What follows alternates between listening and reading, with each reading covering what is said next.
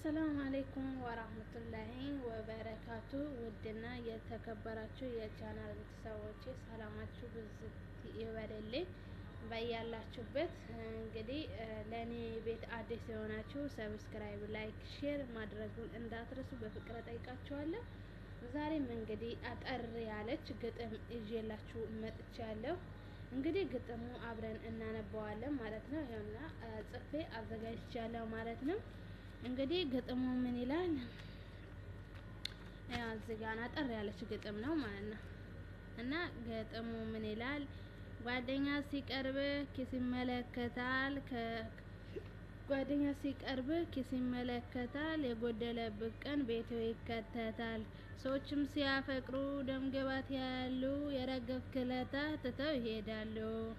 ዘመድም ሲቀርብ ዝናን ተከትሎ ጀርባውን ይሰጣሃል ቀን ሲጥልህ አይቶ። እና ስታፈቅር የላትም ዳርቻ፣ እና ስታፈቅር የላትም ዳርቻ፣ ነፍሷን ትሰጣለች እሷ ላንተ ብቻ። እንግዲህ የግጥሜ ርዕስ ይሄን ይመስላል። ጨርሻለሁ። እንግዲህ ሀሳብ አስተያየታችሁን ኮሜንት ላይ እንድታስቀምጡልኝ በፍቅር ጠይቃችኋለሁ። እንግዲህ መልካም ቆይታ ይሆንላችሁ።